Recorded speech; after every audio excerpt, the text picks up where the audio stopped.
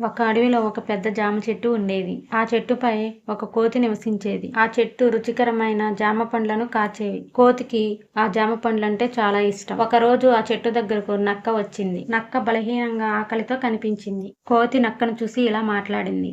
నాకు ఈ జామ చెట్టు ఫలాలంటే చాలా ఇష్టం. ఈ జామ పండ్లు చాలా రుచిగా, తీయగా ఉంటాయి. నువ్వు కూడా తింటావా? అని కోతి అంది. నక్క ఆనందంగా అంగీకరించింది. ఆ రోజు నుంచి కోతి నక్కకు జామ పండ్లను ఇచ్చేది. ఆ రోజు నుంచి నక్క కోతితో స్నేహం చేసేది. అలా రోజులు గడిచాక నక్కకు దుర్బుద్ధి పుట్టింది. ఒక రోజు నక్క జామ చెట్టును ఆనుకుని ఒక ఆలోచన చేసింది. ఎందుకు కోతి ప్రతిసారి పండ్లిస్తే నేను తీసుకోవాలి?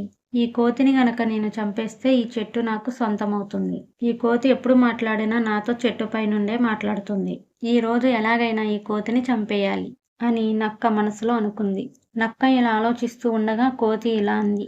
ఏంటి నక్క అంత దీర్ఘంగా ఆలోచిస్తున్నావు?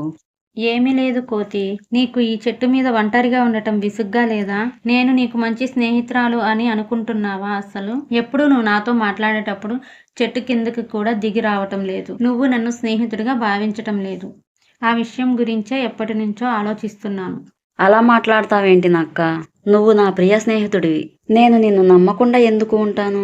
నువ్వు అనవసరంగా నన్ను అపార్థం చేసుకుంటున్నావు. నువ్వెప్పుడు నా గురించి అలా ఆలోచించమాకు.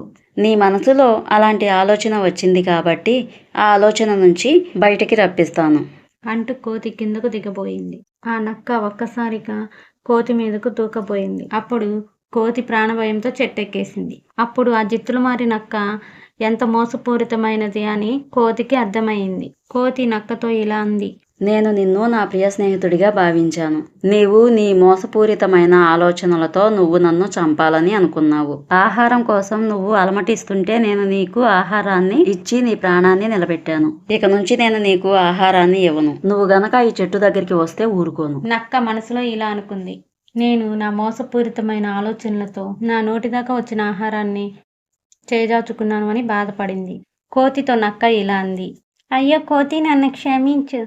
నేను తప్పు చేశాను. నువ్వు నన్ను ప్రియమైన స్నేహితుడిగా భావించావు, కానీ నేను నిన్ను మోసం చేయాలని అనుకున్నాను. అప్పుడు కోతి నక్కతో ఇలా అంది. చూడు నక్క, నేను నిన్ను ఒక్కసారి నమ్మి మోసపోయాను. మళ్ళీ ఇంకొకసారి మోసపోవాలని నేను అనుకోవడం లేదు. స్నేహబంధం గురించి దాని విలువ తెలియని నిన్ను నా పక్కన నేను పెట్టుకోలేను. ఆ రోజు నుంచి నక్కకు చెట్టు దగ్గరకు వెళ్లే ధైర్యం లేకుండా పోయింది. ఫ్రెండ్స్, ఈ కథ నీతి ఏమిటో తెలుసుకుందామా? ఆపదలో సహాయం చేసిన వారిని మోసం చేయకూడదు. మంచితనం, స్నేహంపై నమ్మకం కోల్పోతే ఎవరు సహాయం చేయరు. ఫ్రెండ్స్, మరిన్ని స్టోరీస్ కావాలనుకుంటే మన ఛానల్ని సబ్స్క్రైబ్ చేయండి, లైక్ చేయండి, షేర్ చేయండి. మరొక మంచి స్టోరీతో రేపు వచ్చేస్తాను. Bye friends.